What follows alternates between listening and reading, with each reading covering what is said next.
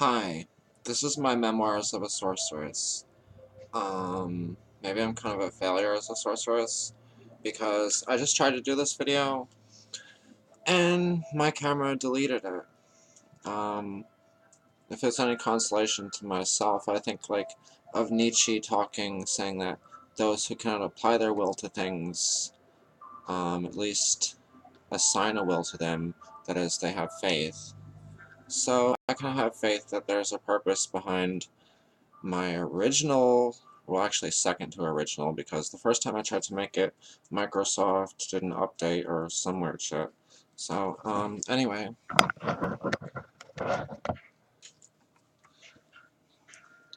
Hi. Doing this Memoirs of a Sorceress, and, like I said in my original first two videos that got deleted, being a sorceress, seeing myself as that, is kind of a weird thing to say, but hopefully when you see my story, or actually listen to it, you can understand why. I think storytelling is probably something that is good for crossing some kind of demarcations and boundaries.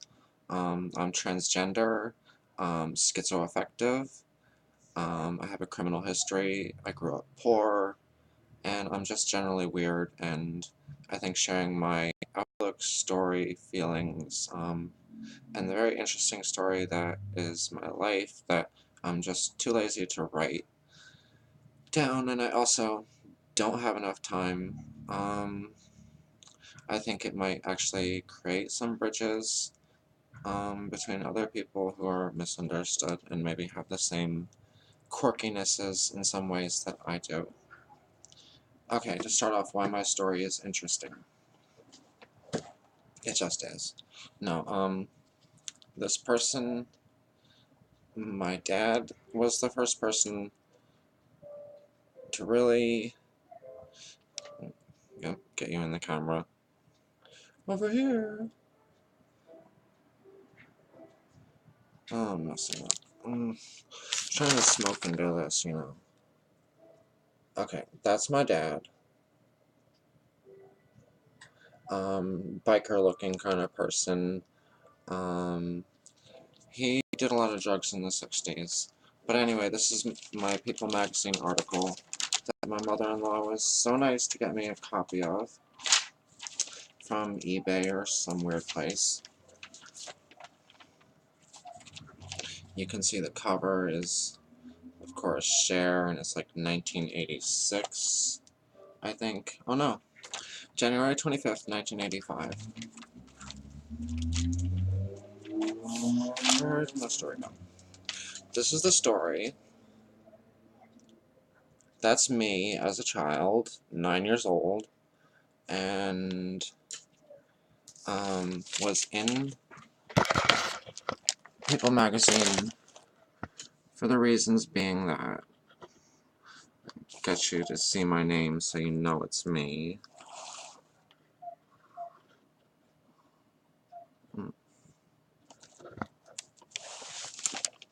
Kind of messing up here. Okay.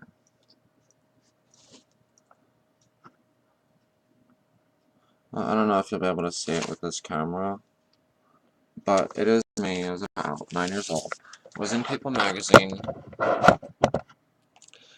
because my father kidnapped me from my mom when I was 2 years old.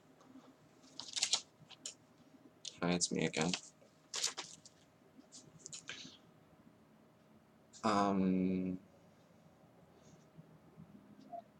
I was 2, and my mom had taken me across the country to California, and was not really intent on letting my father see me, I guess. And my dad didn't think he was going to get a fair shake in any sort of family court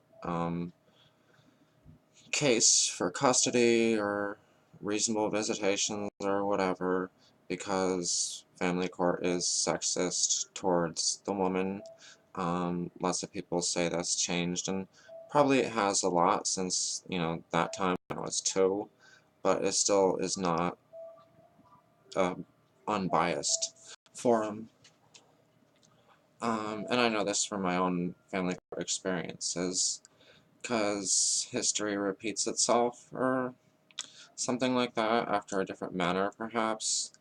But that's the interesting thing about life stories, I guess. Um, anyway, to the story. My first, like, as far as the timeline goes, memory is of my dad, um, and being in the back of a car and waking up that way. Um, Let me see a picture of my dad. Now imagine you're a 2-year-old toddler, and I swear I don't have any memory before this incident. I have like one memory of, I think it's me like being born or conceived or something. I just have a memory of kind of like being somewhere and waiting, and it being kind of dreary, and there were many other beings waiting, and I knew exactly what I was waiting for, um, but I remember just the waiting and the waiting and the waiting, and then like someone told me, it's your turn, and I was so happy, and I felt like I was falling, and I just remembered that at a time when I was like 4 years old, and didn't know what to make of it, but now that I'm a grown-up, I know what to make of it. But anyway, so my first memory is being 2 years old and waking up in the back of a car with this person driving, and he turns around and looks at me, and I thought to myself, in my own way, without the kind of words we use now, like not judging a book by its cover and all that stuff, I thought, this person looks kind of scary, and then I thought, he might be a mean person or a bad person or something, and then I thought that was kind of shallow, and that I should extend the benefit of the doubt, and that kind of really influenced me in the rest of my life, that I do extend the benefit of the doubt to people, and sometimes they're not exactly worth it, but it's worth it for me to extend the benefit of the doubt, and I think that that moment, like my first memory, um, really affected me, or maybe just the way I thought about it, and having it solidified by having a real person who didn't look trustworthy, and thinking to myself, this is what I'm going to do. I'm going to demonstrate good faith and just extend the benefit of the doubt. Um, some of my other memories, I actually wrote some notes so that I can get this first part of the video together in a good way. And I was kind of sloppy, but it's real. But, well, an overview is that my dad took me across the country for 7 years, um, under various false names, hiding from authorities. My mom was hiring private investigators at the time and contacting all the authorities and sheriff's offices and stuff she could, trying to track me down. And my dad, of course, kind of like Wile E. Coyote and Roadrunner or something, he was on the other end of the spectrum, just changing his name around and hiding me and calling me, presenting me as different names and not putting me in school, because then he would have to have paperwork saying that I was someone, and the only thing he had of me was a baptismal certificate just to get by with. So, of course, he couldn't register me in public school in my name, because then he would get tracked down right away and my mom would get me back.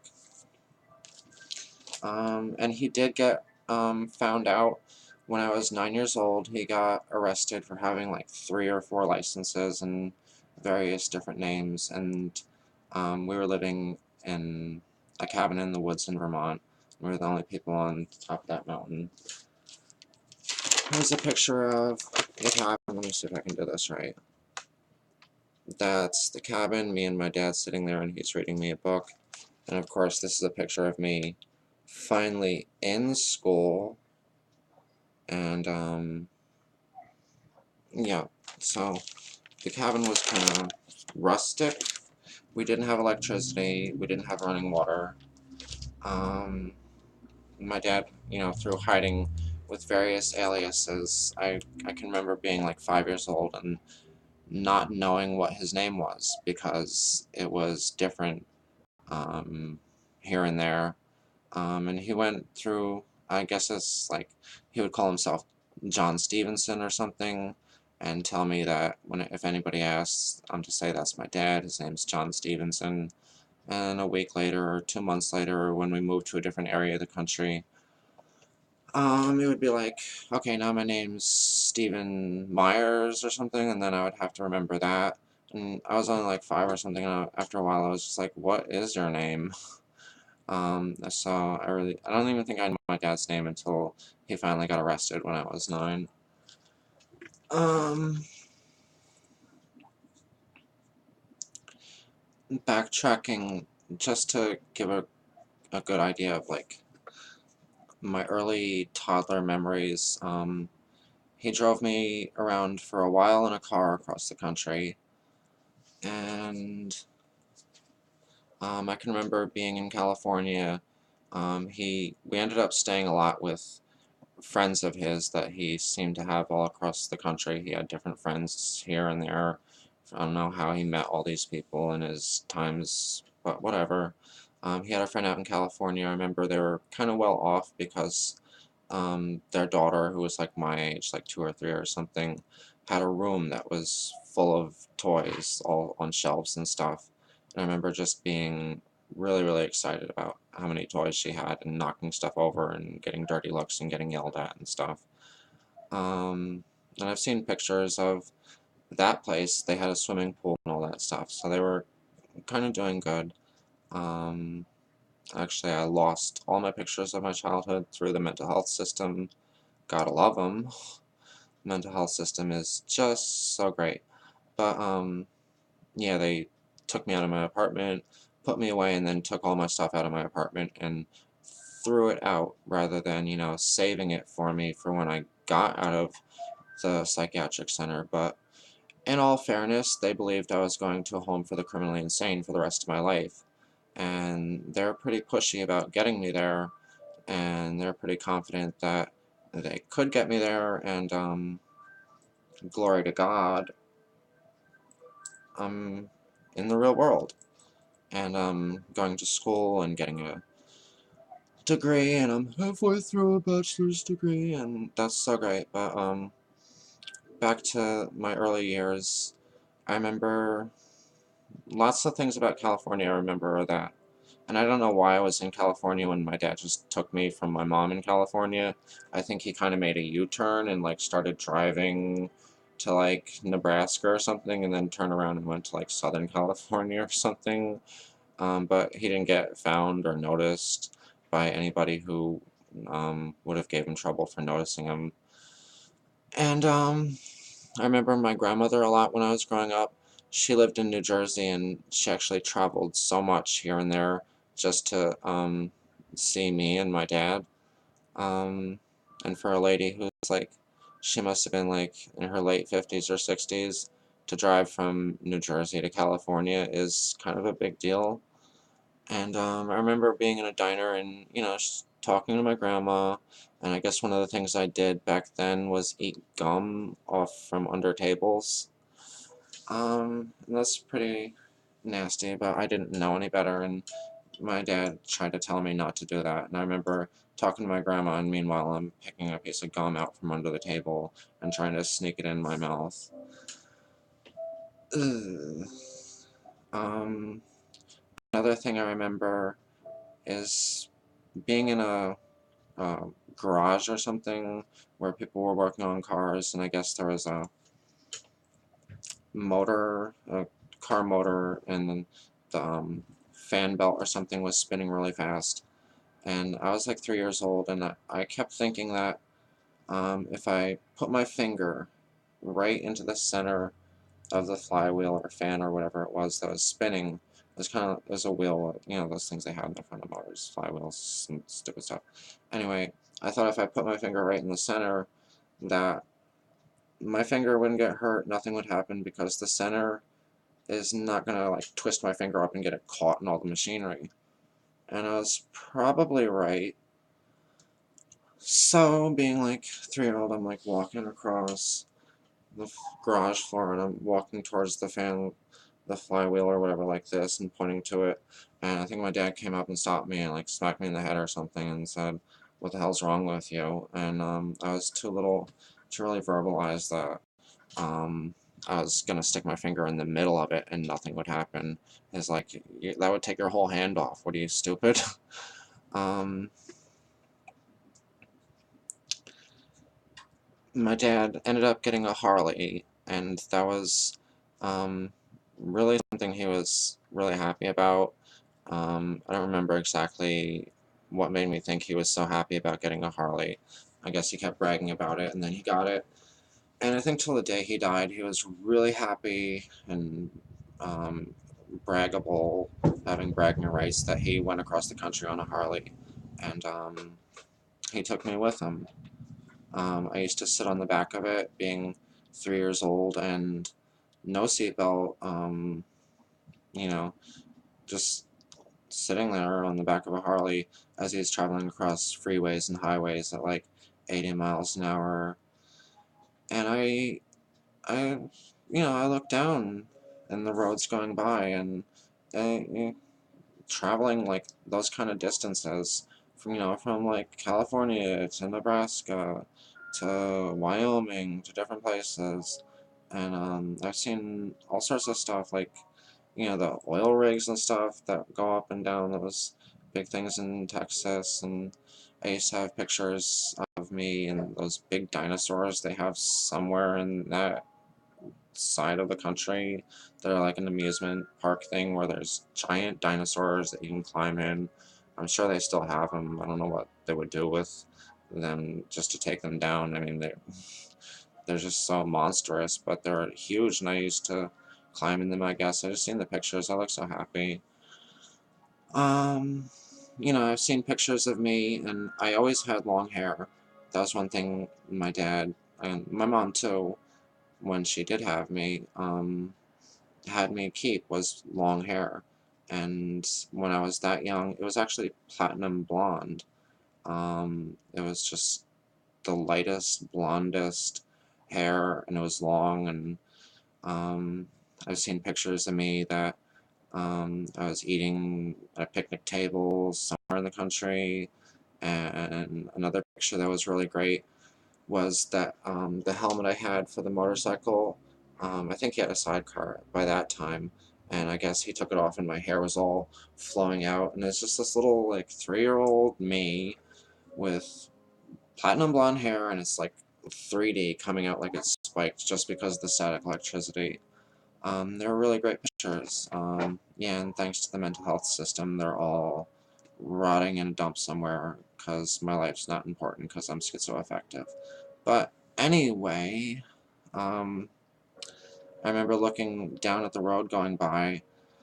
And you wonder why people end up having problems in life, but I looked down at the road going by being 3 years old, and I'm thinking, like, if I fall off this bike, I mean, I could just lean to the side and fall off or something. And I thought I better not do that. I'm just not gonna do that because I saw the road going by. It doesn't take that much common sense to know that it would be really bad. I don't know if I knew what death was, but I had the concept that if I fell off this motorcycle going at um, however fast down the freeway, highway and stuff, it would be over, whatever it was. Um, I also, I guess, had not that much toys, of course, because of the conditions of traveling on a Harley, but I had a little blue man, some sort of doll that I guess I had gotten somewhere. I don't know if it was a blue man. I just remember that's what I called him. Maybe he wore blue clothes or something. Maybe he was like a carpenter, but he was my best friend, and I left him in a diner. And traveling is an interesting experience. I left him in a diner and, I forgot, and when I got in on the Harley, I was thinking as we got further down the road, I remembered. I was like, my little blue man, he's back there. And I thought to myself, I don't know, I was kind of scared to ask, just turn the bike around and go get it. Um, and like, well, you've seen the picture of my dad. He was a little intimidating as a figure. Um, I didn't have the chance to be a spoiled kid throwing tantrums and stuff, because, yeah, that would be kind of like social quicksand. It would just go nowhere, but I thought, like, anyway, I worked up enough nerve to ask my dad to turn the bike around, or not to tell him that, just to tell him that I lost the little blue man, and he felt bad about it, and he said, we're just too far, why didn't you tell me when we were closer to where we left it? Because it had been, like, probably an hour or two or something. And like I said, we ended up staying with his friends that he had from weird places. I remember being a little older, like maybe 3 or 4 or something, and watching Chips, California Highway Patrol back in the 80s, that show, and really loving it and wanting to tell anyone of his friends, the girl that lived there, or the older people that lived there, that, I really love Chips, and that's my favorite show in the world.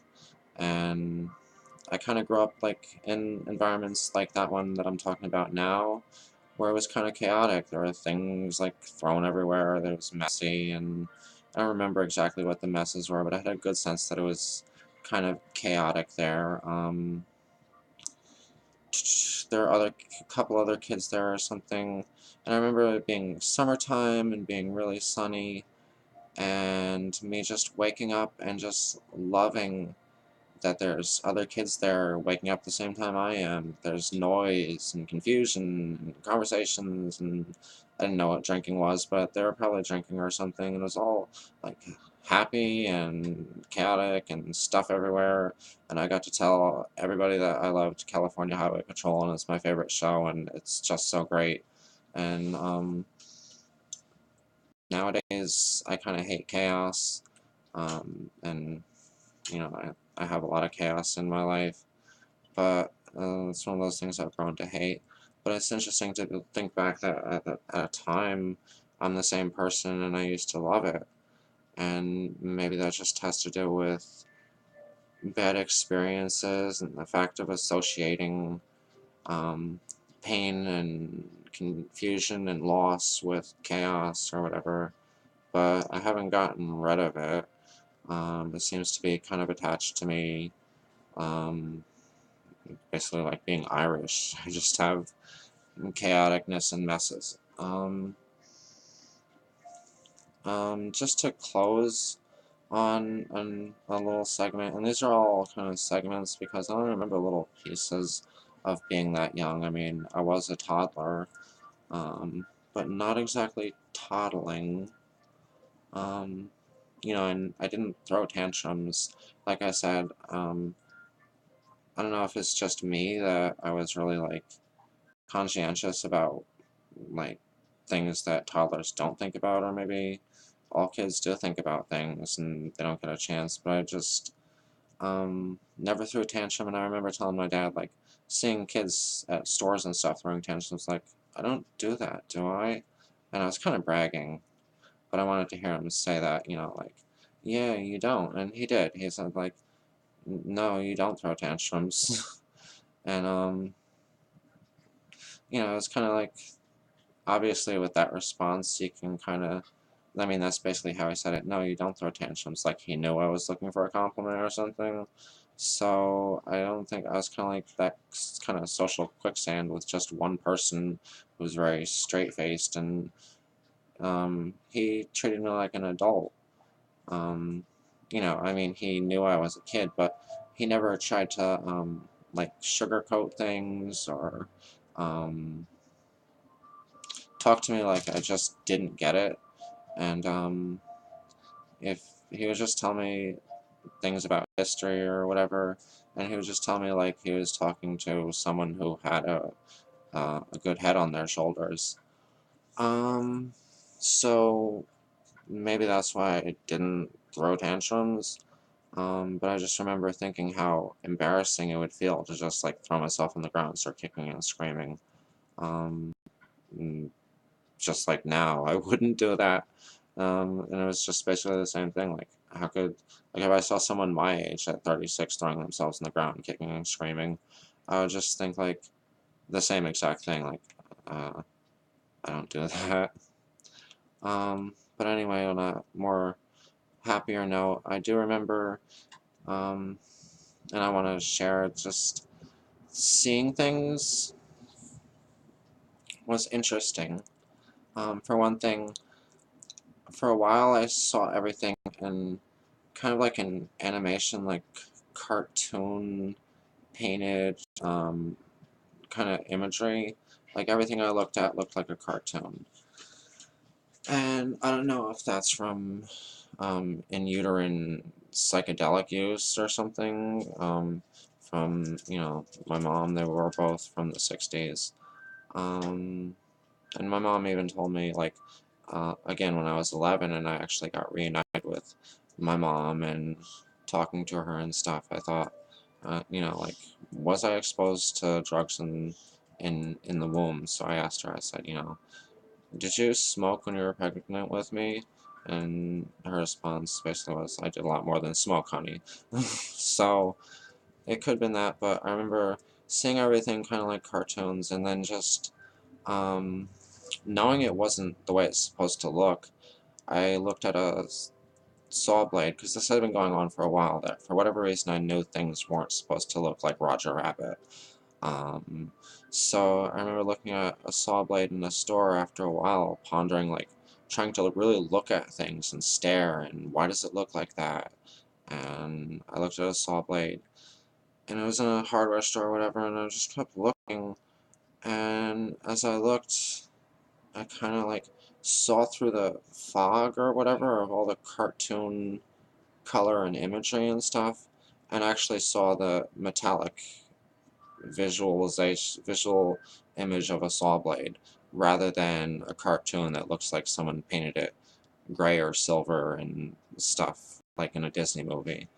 Um, and that was like a big clarifying thing for me, because after that point, and I don't know if I always saw things as cartoons, but it seemed that way at that point in my, like, being a kid.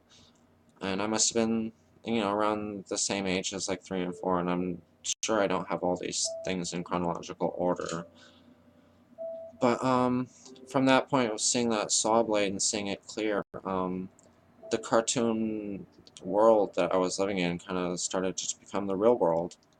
Um, and things about the real world really kind of at times intrigued me. I remember being at like some sort of a fast food place or something, and my dad had a sidecar at that time. I guess he thought the better of having me on the back of a motorcycle, being that I was so little.